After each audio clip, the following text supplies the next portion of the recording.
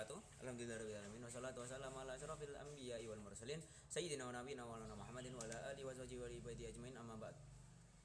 Yang saya hormati Mudirul Mat wal Madrasah Al-Qur'an La Raibani Fidah, khususnya Biani Tanumida. Pada siang hari ini saya akan mempresentasikan mengenai materi akidah akhlak, yaitu tentang akidah. Jadi ini materi kelas 10. Oke, langsung saja masuk ke pembahasannya. Jadi akidah yaitu adalah ikatan keyakinan hati seseorang seorang muslim yang akan keyakinannya kepada Allah.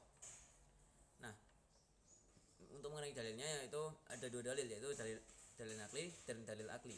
Dalil nakli itu bersumber dari Quran dan hadis. Contohnya seperti surat Al-Ikhlas yang isinya tentang keesaan Allah. Yang berikutnya yaitu dalil akli. Dalil akli adalah dalil yang mana sumbernya itu dari pembuktiannya akal. Contohnya adanya alam semesta ini karena apa? Gitu.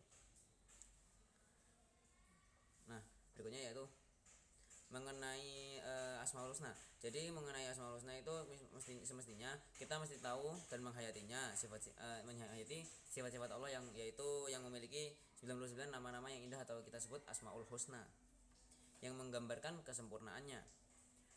4 contoh mengenai diantara 99 Asmaul Husna yaitu Al-Ghafur yang artinya Maha Pengampun, Ar-Razzaq yang artinya Maha Pemberi rezeki, Al-Hakim yang Maha Bijaksana, dan Al-Adil yang artinya Maha Adil.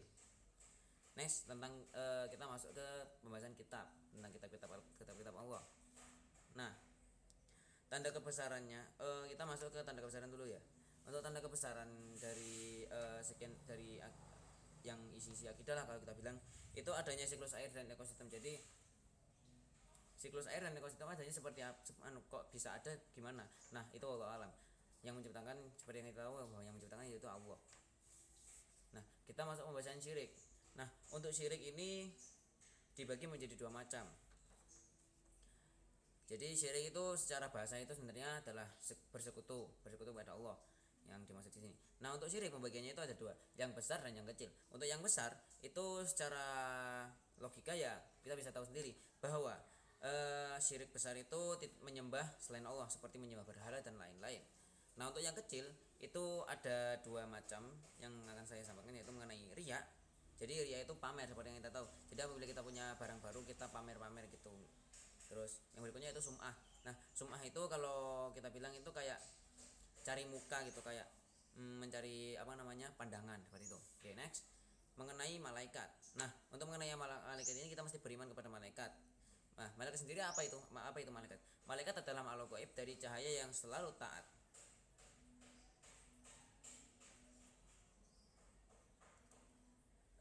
Dan malaikat ini tidak memiliki hawa nafsu kalau misal biasa kita bilang itu. Jadi kan manusia punya hawa nafsu, tapi ada yang baik ada yang buruk.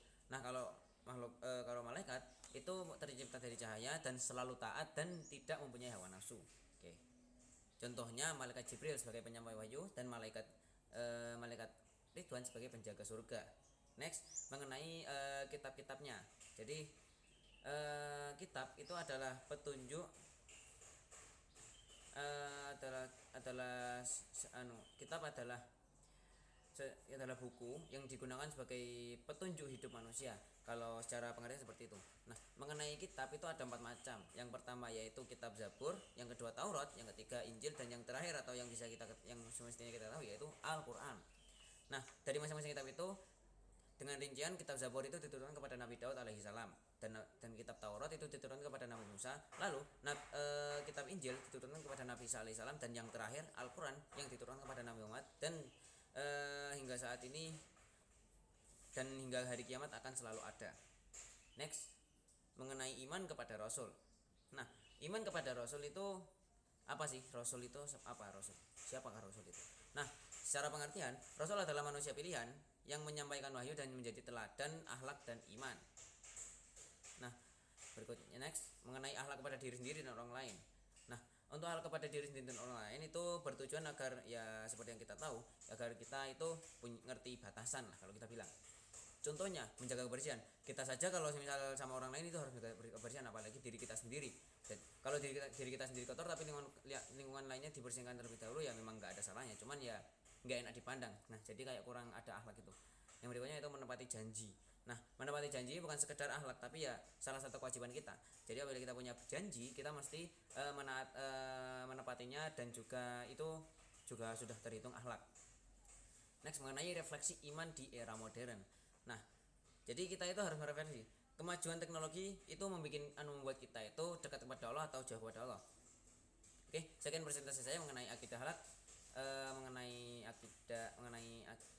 materi akidah. Kurang lebihnya saya mohon maaf. Akhirul kalam. Assalamualaikum warahmatullahi wabarakatuh.